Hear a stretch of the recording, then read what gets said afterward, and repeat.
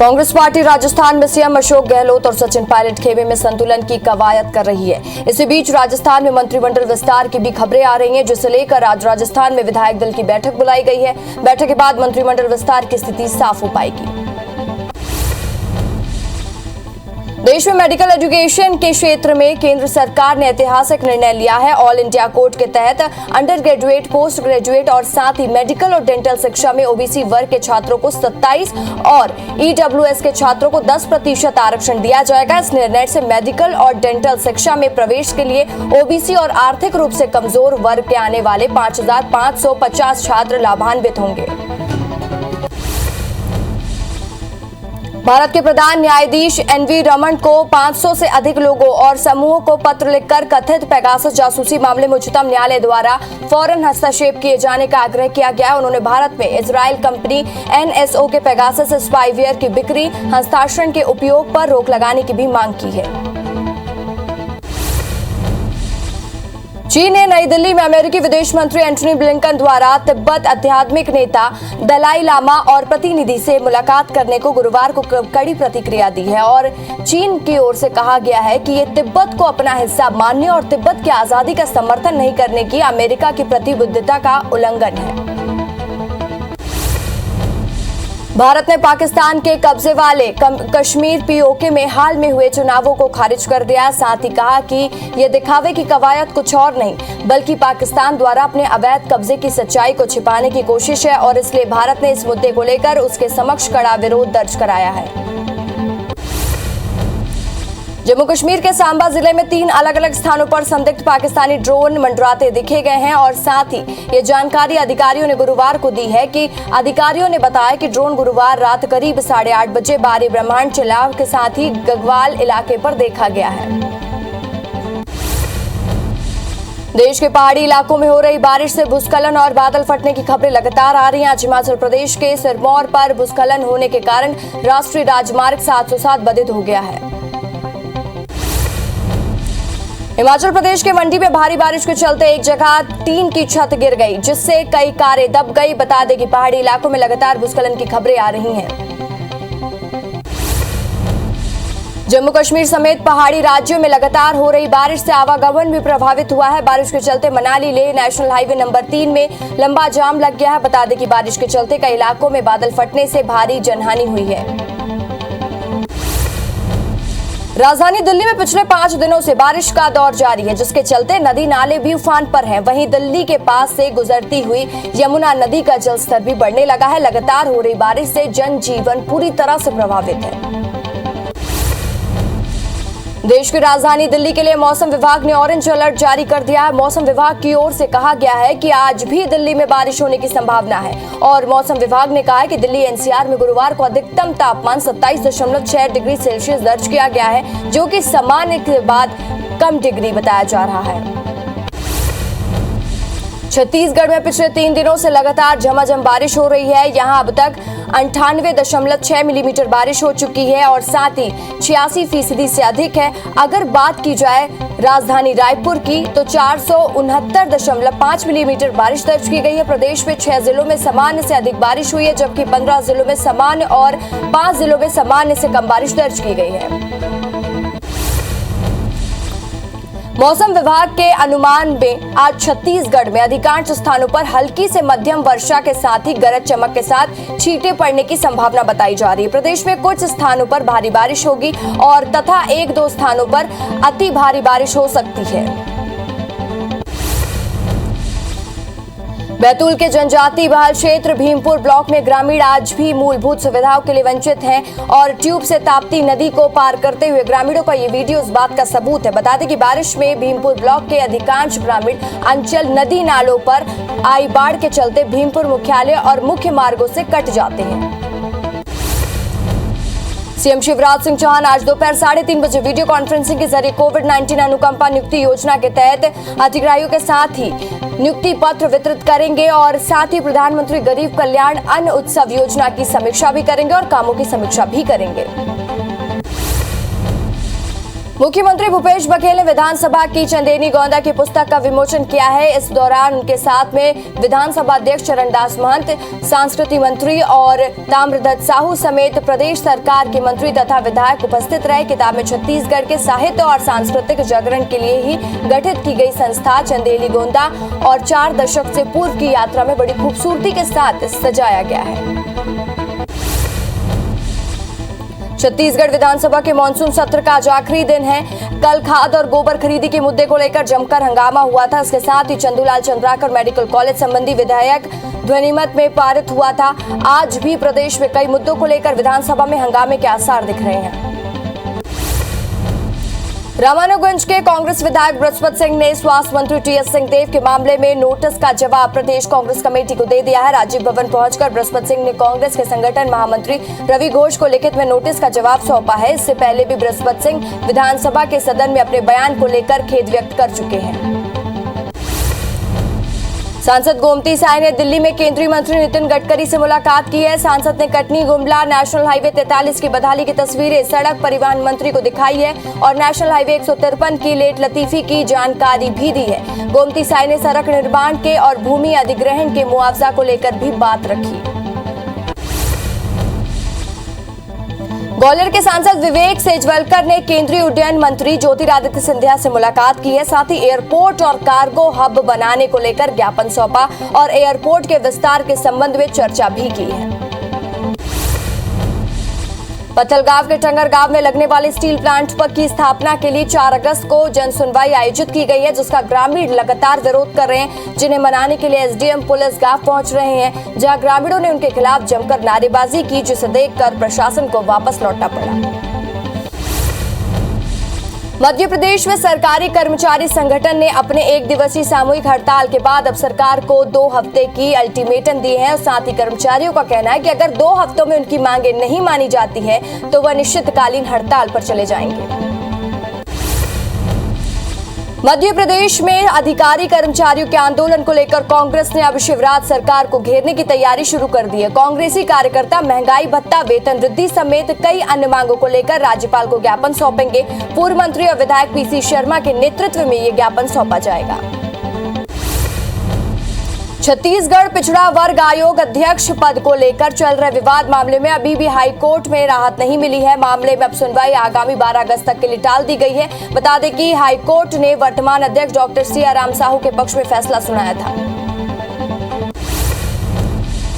सरकारी तालाब को निजी बताकर बेचने के एक मामले पर बिलासपुर हाईकोर्ट ने सरकार को नोटिस जारी कर जवाब मांगा है। मामला बलौदा बाजार के लालपुर गांव का है, जिसे लेकर एक्टिंग चीफ जस्टिस ने डिवीजन बेंच में सुनवाई हुई है और सुनवाई के बाद कोर्ट ने मामले में तालाब पर यथास्थिति बरकरार रखने के आदेश जारी किए हैं। हाईकोर्ट की ग्वालियर बेंच ने पूर्व दस्यु सरगना मुस्लिम खान के मामले पर एमपी सरकार ने ओआईसी पर 20,000 का जुर्माना लगाया है। हाईकोर्ट ने यह जुर्माना डकैत की जमीनी संबंधित दस्तावेजों को लेकर जवाब पेश नहीं करने पर लगाया है। साथ ही अलग से सुनवाई के लिए 10 अगस्त की डेट भी निर्धारित की है। दतिया में आईबीसी 24 की खबर का बड़ा असर हुआ। अवैध मुरम खनन पर खबर दिखाए जाने के बाद खनिज विभाग, पुलिस और राजस्व की टीम मौके पर पहुंची और उठाई गई मुरम नापतौल कर वापस कराया गया, जिसमें राजस्व हानि होने से रेलवे में कलपट्टू कंपनी पर 41 लाख रुपए का जुर्माना भी लगाया। जबलपुर में लोकायुक्त पुलिस ने नगर निगम के अतिक्रमण विभाग की दल प्रभारी उमेश सोनी और ठेका कर्मी पंकज केवट को 10,000 रुपए की रिश्वत लेते हुए रंगे हाथों गिरफ्तार किया है। पंजाब बैंक कॉलोनी निवासी दुर्गेश चौधरी ने लोकायुक्त पुलिस में शिकायत दर्ज कराई थी, जिसके बाद पुलिस ने कार्रवाई की है।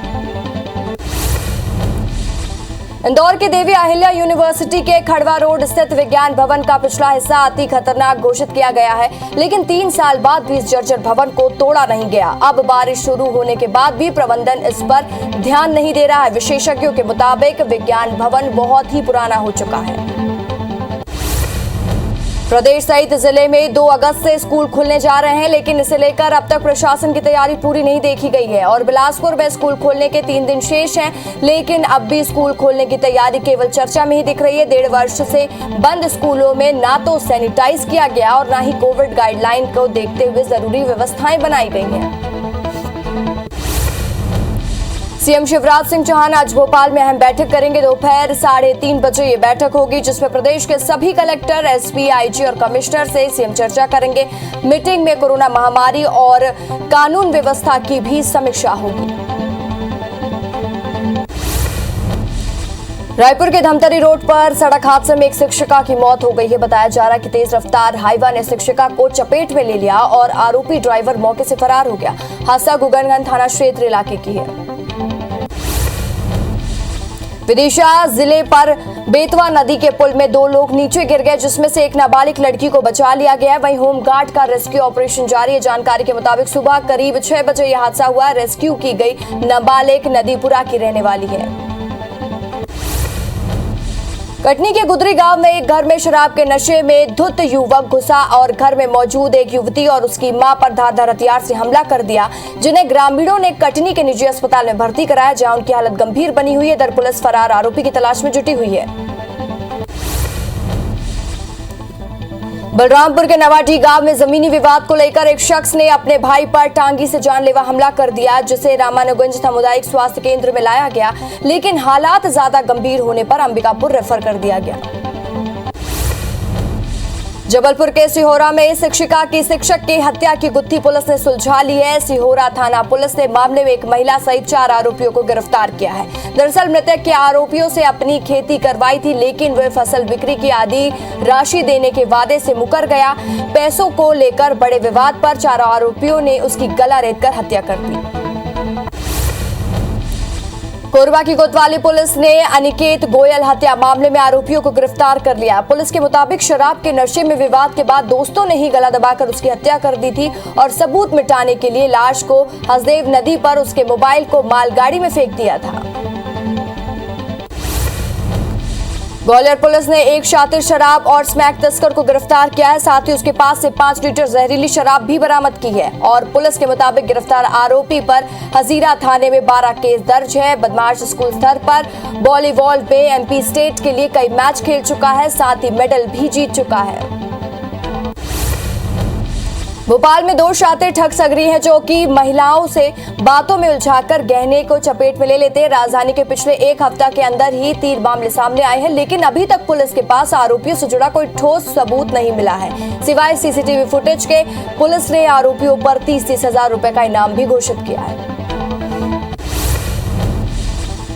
बीजापुर के नलमपल्ली में पुलिस और नक्सली के बीच में मुठभेड़ हुई और स्मारक ध्वस्त किया गया और साथ ही दरअसल पुलिस पार्टी कोतापल्ली, पमागल और मनापल्ली के सर्चिंग के लिए निकली थी। इसी दौरान जवानों ने मनाकापल्ली और जंगलों में बने नक्सली स्मारक को ध्वस्त किया। नारायणपुर एसपी उदय किरण के सामने 3 नाबालिग नक्सलियों ने सरेंडर किया है। तीनों नक्सली 4 सालों से अबुजमाड़ के आलबेड़ा पंचायत जन मिलिशिया सदस्य रहे हैं। सरेंडर नक्सलियों ने बताया कि नक्सलियों ने जबरदस्ती अपने साथ ले गए थे और पुलिस की रेकी करने का काम करवा रहे थे। दुर्ग जिले में 36 घंटे से लगातार हो रही बारिश से शिवनाथ नदी का जलस्तर बढ़ गया है। एसपी प्रशांत अग्रवाल ने शिवनाथ नदी में जलस्तर बढ़ने की पुलिस के आला अधिकारी और एनडीआरएफ की टीम को निर्देशित कर दिया है कि डूबने क्षेत्रों पर और विशेष ध्यान दिया जाए और साथ ही लोगों को से भी अपील की गई है कि जोखिम भरे स्थानों पर न जाएं।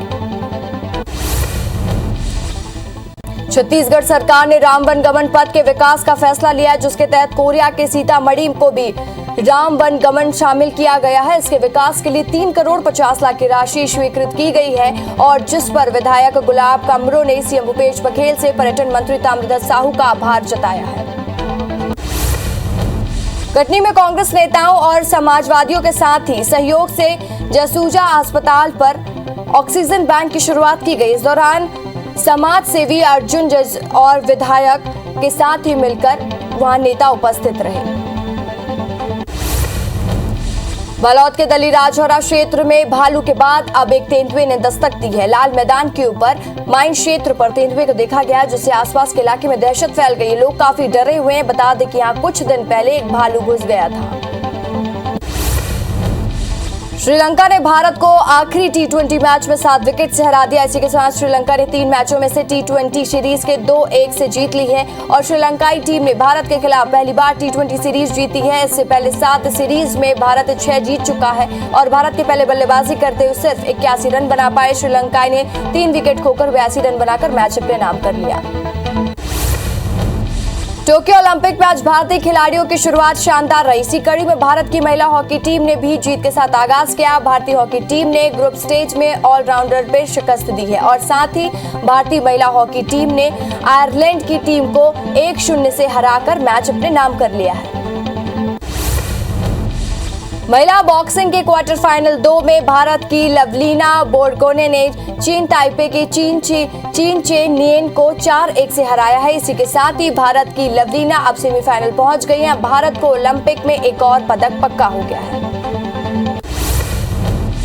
ओलंपिक में आज भारतीय बैडमिंटन खिलाड़ी पीवी सिंधु क्वार्टर फाइनल मुकाबला खेलने के लिए मैदान में उतरेंगे। अगर पीवी सिंधु ये मुकाबला जीतती हैं तो वो एक और कदम पदक की तरफ बढ़ा देंगी। भारत की उम्मीद पीवी सिंधु पर टिकी हुई है। उनका मुकाबला दोपहर 12 बजे शुरू होगा।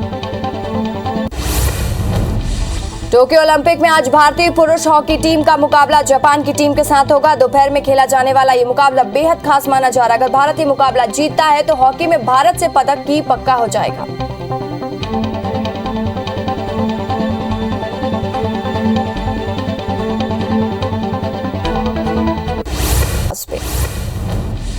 छत्तीसगढ़ विधानसभा में मानसून सत्र के आखिरी दिन बीजेपी विधायक शिवरतन शर्मा ने धान उठाव का मुद्दा उठाया। उन्होंने कहा कि उपार्जन केंद्रों में धान नहीं उठाने से सुखद बढ़ रहा है, ये राष्ट्रीय क्षति है और मंत्री कह रहे हैं कि 72 घंटे का नियम है, लेकिन बीते 7 महीनों में उठाव नहीं हुआ। परिवहन नहीं होने का दोषी कौन है? धान उठाव के मुद्दे को लेकर जवाब देते हुए खाद्य मंत्री अमरजीत भगत ने कहा कि 72 घंटे में उठाव नहीं होने से समिति उसका उठाव करा सकती है। धान के रखरखाव को लिए 52 रुपए क्विंटल समिति को दिया जाता है। स्पीकर चरणदास ने कहा कि समिति को होने वाले नुकसान की भरपाई का पुनर्विचार कौन करेगा? इस पर मंत्री भगत ने कहा कि पुनर्विचार खाद्य विभाग ही करेगा। उपार्जन केंद्रों में 21,56,000 क्विंटल धान उठाव के लिए शेष है। इसे लेकर सहकारिता मंत्री प्रेमसाय सिंह टेकाम ने कहा कि 72 घंटे के अंदर धान उठाव का नियम है, लेकिन ये नियम तब बना था जब खरीदी कम होती थी। एफसीआई ने 60 लाख मीट्रिक टन चावल की डिमांड की थी, लेकिन नहीं लिया गया। इस पर स्पीकर ने जल्द से जल्द बैठक करने का समाधान ढूंढने के निर्देश दिए। छत्तीसगढ़ विधानसभा में उपार्जन केंद्रों में धान की बर्बादी के मामले को लेकर बीजेपी और जेसीसीजे ने विधायकों ने सरकार को घेरा और दोनों दलों के सरकार ने जिम्मेदार ठहराते हुए आरोप लगाए हैं। वहीं विधानसभा अध्यक्ष ने इस मामले में आधा घंटा तक चर्चा करने के लिए समय निर्धारित किया। भोपाल में सीएम हेल्पलाइन की शिकायतों के निपटारे की देरी से संबंधित अधिकारी को 250 रुपए प्रतिदिन जुर्माना वसूला जाएगा और पेंडिंग मामलों की जगह आदेश कलेक्टर अविनाश लवानिया ने निकाला है कि वहीं हर सप्ताह होने वाली बैठक में भी अधिकारियों को अपडेट खाका पेश करना होगा और अन्यथा लापरवाही के चलते अधिकारियों का नाम बैठक में सार्वजनिक कर दिया जाएगा। सीएम शिवराज सिंह चौहान आज भोपाल में अहम बैठक करेंगे। दोपहर 3:30 बजे ये बैठक होगी, जिसमें प्रदेश के सभी कलेक्टर, एसपी, आईजी और कमिश्नर के साथ ही सीएम चर्चा करने वाले हैं। मीटिंग में कोरोना महामारी और कानून व्यवस्था की समीक्षा होगी। सीएम शिवराज सिंह चौहान आज दोपहर 3:30 बजे वीडियो कॉन्फ्रेंसिंग के जरिए कोविड-19 अनुकंपा नियुक्ति योजना के तहत वहीं आश्रितों को नियुक्ति पत्र वितरित करेंगे। साथ ही प्रधानमंत्री गरीब कल्याण अन्न उत्सव योजना की समीक्षा भी करेंगे और कामों की समीक्षा भी करेंगे। सांसद गोमती साय ने दिल्ली में केंद्रीय मंत्री नितिन गडकरी से मुलाकात की है और सांसद ने कटनी गुमला नेशनल हाईवे 43 की बदहाली की तस्वीरें सड़क परिवहन मंत्री को दिखाई है और नेशनल हाईवे 153 की लेट लतीफी की जानकारी भी दी। गोमती साय ने सड़क निर्माण में भूमि अधिग्रहण की मुआवजा को लेकर भी बात रखी। रामानुगंज के कांग्रेस विधायक बृहस्पत सिंह ने स्वास्थ्य मंत्री टीएस सिंहदेव के मामले पर मिले नोटिस का जवाब प्रदेश कांग्रेस कमेटी को दे दिया है। राजीव भवन पहुंचकर बृहस्पत सिंह ने कांग्रेस के संगठन महामंत्री रवि घोष को लिखित में नोटिस का जवाब सौंपा। इससे पहले भी बृहस्पत सिंह विधानसभा में सदन में अपने बयान को लेकर खेद व्यक्त कर चुके हैं। ग्वालियर में सांसद विवेक शेजवलकर और केंद्रीय उड्डयन मंत्री से ज्योतिरादित्य सिंधिया से मुलाकात की है। साथ ही एयरपोर्ट और कार्गो हब बनाने को लेकर ज्ञापन सौंपा और एयरपोर्ट के विस्तार के संबंध में चर्चा भी की। मुख्यमंत्री भूपेश बघेल ने विधानसभा में चंदेली गोंदा की पुस्तक का विमोचन किया। इस दौरान उनके साथ ही विधानसभा अध्यक्ष चरणदास महंत, संस्कृति मंत्री ताम्रध्वज साहू समेत प्रदेश सरकार के मंत्री तथा विधायक उपस्थित थे। किताब में छत्तीसगढ़ के साहित्य और सांस्कृतिक जागरण के लिए गठित संस्था चंदेली गोंदा के 4 दशक के भी पूर्व की यात्रा को बड़ी खूबसूरती से सजोया गया है। मध्य प्रदेश में सरकारी कर्मचारी संगठन ने अपने 1 दिवसीय समूही हड़ताल के बाद अब सरकार को 2 हफ्तों का अल्टीमेटम दे दिया है। कर्मचारियों का कहना है कि अगर 2 हफ्तों में उनकी मांगे नहीं मानी जाती है तो वह अनिश्चितकालीन हड़ताल पर चले जाएंगे।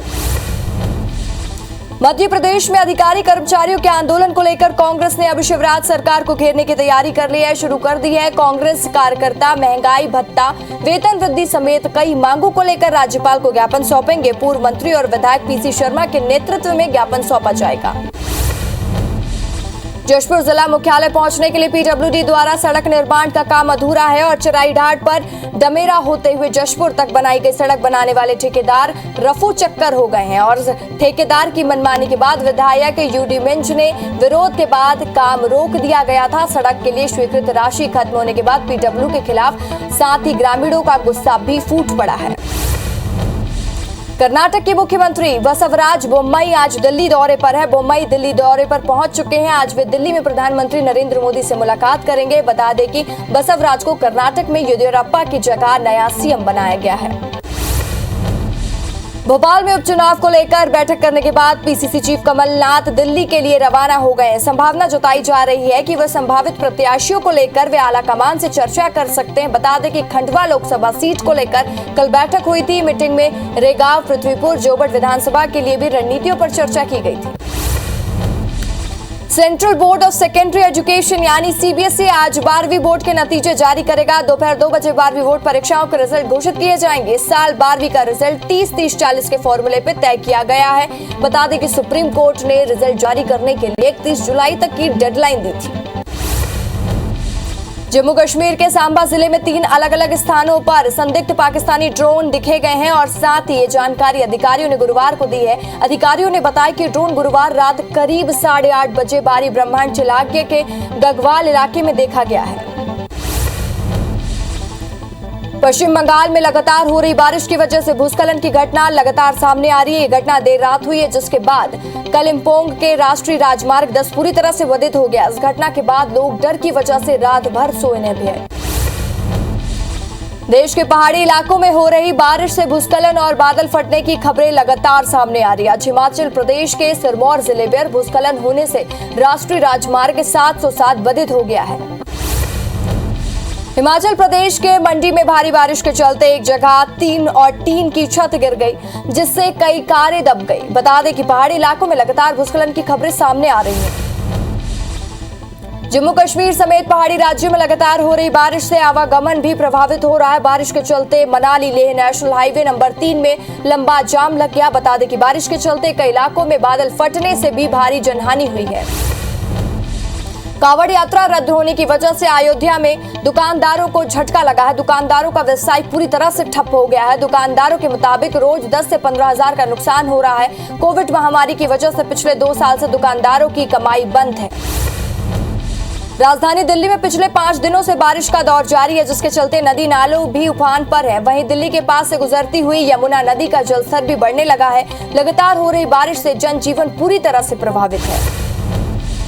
देश की राजधानी दिल्ली के लिए मॉनसून विभाग ने ऑरेंज अलर्ट जारी किया है। मौसम विभाग की ओर से कहा गया है कि आज भी दिल्ली में बारिश होने की संभावना है। मौसम विभाग ने कहा कि दिल्ली एनसीआर में गुरुवार को अधिकतम तापमान 27.6 डिग्री सेल्सियस दर्ज किया गया है, जो कि सामान्य से 7 डिग्री कम था।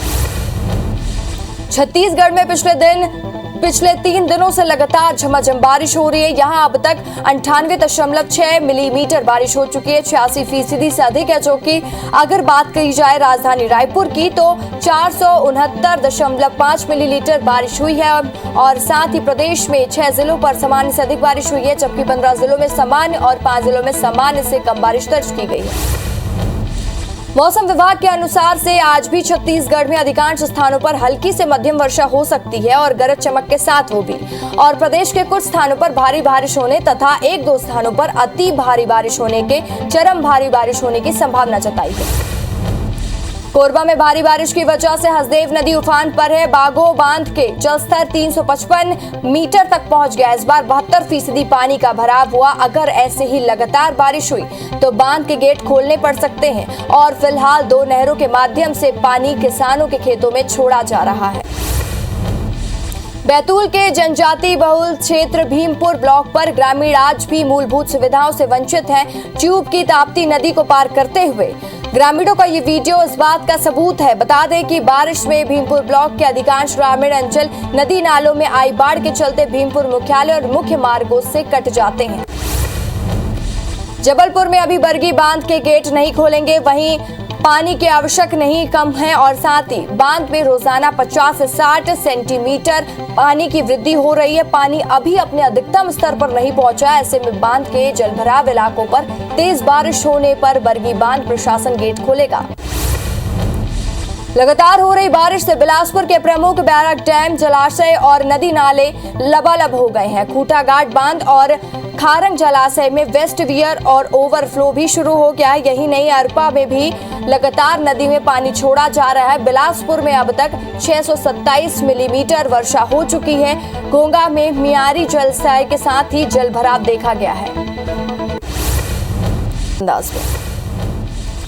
रायपुर के धमतरी रोड पर सड़क हादसे में एक शिक्षिका की मौत हो गई थी। बताया जा रहा है कि तेज रफ्तार हाईवा ने शिक्षिका को चपेट में ले लिया और आरोपी ड्राइवर मौके से फरार हो गया। हादसा गुग्गन थाना क्षेत्र इलाके की है। विदिशा जिले के बेतवा नदी के पुल में 2 लोग नीचे गिर गए, जिसमें से एक नाबालिग लड़की को बचा लिया गया है। वहीं होमगार्ड का रेस्क्यू ऑपरेशन जारी है। जानकारी के मुताबिक सुबह करीब 6 बजे यह हादसा हुआ। रेस्क्यू में की गई नाबालिग नदीपुरा की रहने वाली है। कटनी में सामान से भरे एक ट्रक में अचानक आग लग गई। घटना माधवनगर शमशान घाट के पास की। सूचना मिलने पर माधवनगर पुलिस फायर ब्रिगेड के साथ मौके पर पहुंची। फिलहाल आग पर काबू पाने की कोशिश की जा रही है। मंदसौर के गरोड थाना पुलिस ने कलर प्रिंटर से नकली नोट प्रिंट के बाजार का खपाने वाले गिरोह का पर्दाफाश किया है। पुलिस ने 25,000 से अधिक के नकली नोट के साथ 4 आरोपियों को भी गिरफ्तार किया, जबकि एक आरोपी अब भी फरार है।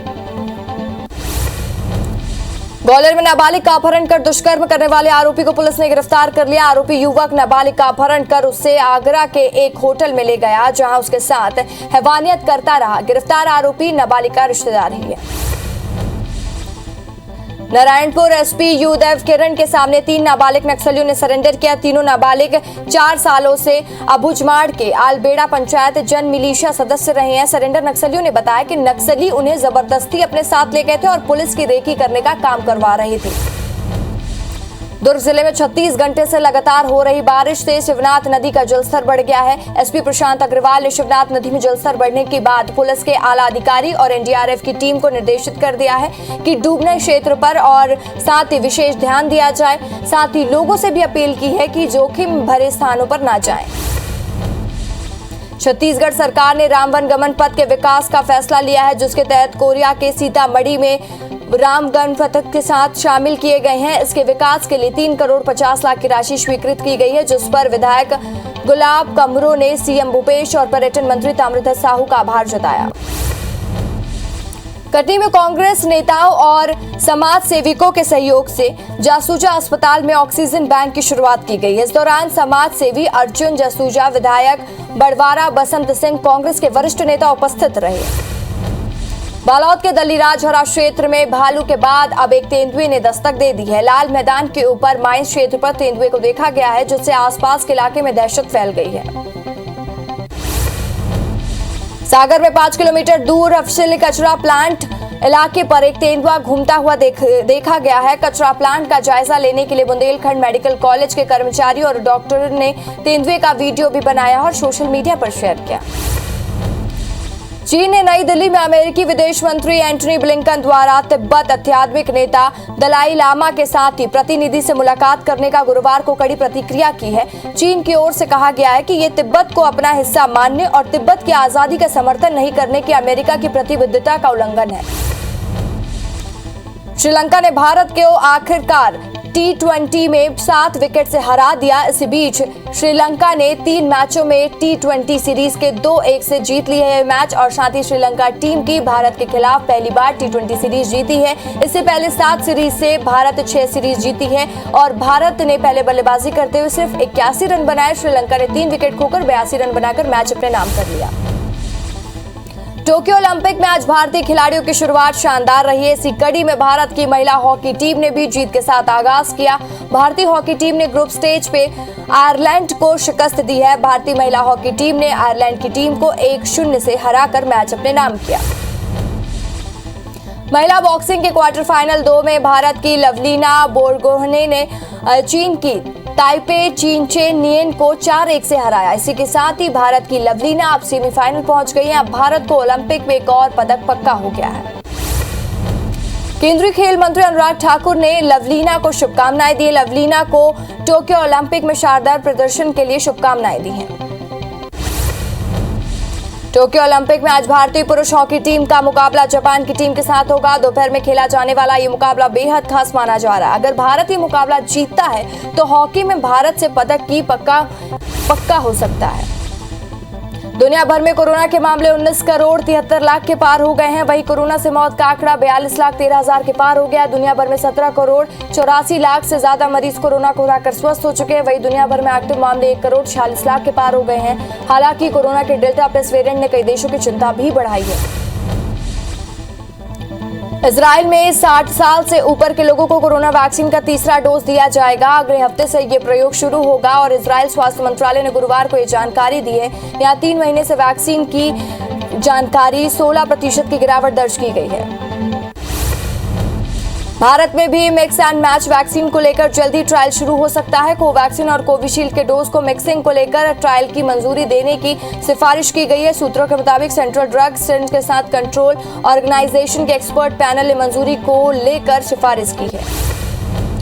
केरल में पिछले 24 घंटे में नए केस 22,064 हो गए हैं और इससे आंकड़ा 33,49,000 के पार हो गया। वहीं 128 मौत से अब तक 16,586 मरीजों की मौत हो चुकी है। 16,649 मरीजों को डिस्चार्ज होने से कुल आंकड़ा 31,77,000 से के पार हो गया है।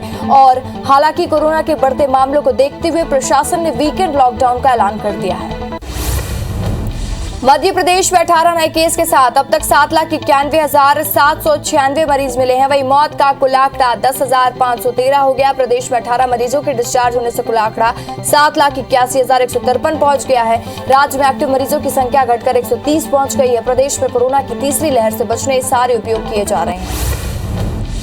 छत्तीसगढ़ में कोरोना के 130 नए केस के साथ कुल आंकड़ा 10,01,781 पहुंच गया है। वहीं एक मौत से अब तक 13,520 अपनी जान गंवा चुके हैं। 270 मरीजों के डिस्चार्ज होने से कुल आंकड़ा 9,86,175 के पार है। वहीं एक्टिव मरीजों की संख्या घटकर 2,086 हो गई। राजधानी रायपुर में 5 और जांजगीर में 14 नए केसेस मिले हैं। 16 जनवरी से शुरू वैक्सीनेशन अभियान के तहत देश भर में अब तक 45 करोड़ 7 लाख लोगों को वैक्सीन लग चुकी है। इसमें 35 करोड़ 25 लाख यानी 27.22% लोगों को पहली डोज लगाई जा चुकी है। वहीं 9 करोड़ 81 लाख यानी 7.57% लोगों को दूसरी डोज लगाई जा चुकी है। वहीं देश में रोज 1 करोड़ वैक्सीनेशन का लक्ष्य रखा गया है।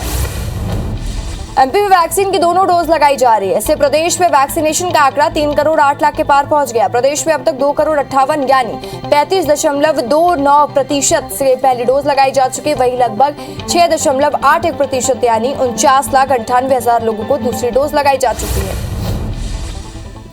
छत्तीसगढ़ में दोनों वैक्सीन की डोज लगाई जा रही है। प्रदेश में अब तक 1 करोड़ 18 लाख लोगों को वैक्सीन लग चुकी है। इसमें 32.08% यानी 96,24,000 लोगों को पहली डोज लगाई जा चुकी है। वही 7.5% यानी 22,53,000 से ज्यादा लोगों को दूसरी डोज लग चुकी है। रायपुर के मेकाहारा और जिला अस्पताल में वैक्सीन लगाई जा रही है। ऑस्ट्रेलिया के राष्ट्रीय कला संग्रहालय में रखी भारत की 14 कलाकृतियों को वापसी की जा रही है और इसमें पीतल और पत्थर की मूर्तियों के अलावा पेंटिंग व कुछ तस्वीरें भी शामिल है, जिसमें 1989 से 2009 के बीच कलाकृति एनजीए में अधिकार में शामिल की गई थी। बताया जा रहा है कि सभी कलाकृतियों की कीमत $30 लाख है। रूस के निजी डाटा कानून का उल्लंघन करने के लिए गूगल पर 30 लाख रूबल यानी 30,43,000 रुपए का जुर्माना लगाया गया है। कानून के उल्लंघन पर पहली बार ये जुर्माना मॉस्को के तंगास्को के साथ ही जिले पर अदालत ने लगाया है। गूगल ने जुर्माने की पुष्टि करते हुए आगे कुछ भी बोलने से इनकार कर दिया। ब्रिटिश प्रधानमंत्री बोरिस जॉनसन ने एक वीडियो सोशल मीडिया पर उनका वायरल हो रहा है जो छाया हुआ है। इस वीडियो में जॉनसन छाते को खोलने में मशक्कत करते हुए दिख रहा है। दरअसल तेज हवा और बारिश के बीच बोरिस जॉनसन अपना छाता नहीं संभाल पा रहे हैं। प्रिंस चार्ल्स भी पीएम के अंदाज को देखकर मुस्कुरा दिए। फ्रांस की राजधानी पेरिस में एक ज्वेलरी शॉप में 26 करोड़ की चोरी का मामला सामने आया है। ये शूटर पर आरोपी में 26 करोड़ के गहनों की चोरी कर फरार हो गया और मीडिया रिपोर्ट्स की माने तो अकेले आरोपी ने दुकान में काम करने वालों को धमकाया और करोड़ों के जेवर लेकर फरार हो गया।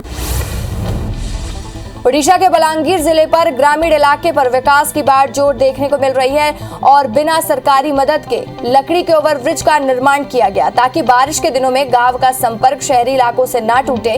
ग्रामीणों का कहना है कि सरकार से कई बार पुल बनवाने की मांग की गई लेकिन नतीजे कुछ नहीं मिले। आज शेयर बाजार की शुरुआत मजबूती के साथ हुई है। सेंसेक्स 52,800 की तरफ बढ़ा है और निफ्टी 15,800 की ऊपर आ गया है और बीएसई सेंसेक्स 139 पॉइंट और एनएसई निफ्टी 22 पॉइंट की बढ़त के साथ खुला है और ऑटो और आईटी शेयरों में भी तेज उछाल देखने को मिली है। बरसात का मौसम आते ही सरायपाली में इन दिनों पशुओं में 2 गंभीर बीमारियां तेजी से फैल रही हैं। गेलघेटू और एंटीगिया रोग पर 24 घंटे के अंदर मवेशियों की मौत हो रही है जिससे पशुपालक खासे परेशान हैं और पशु के संक्रमण से बचाने के लिए पशु चिकित्सक की टीम ने टीकाकरण की रफ्तार भी तेज कर दी है।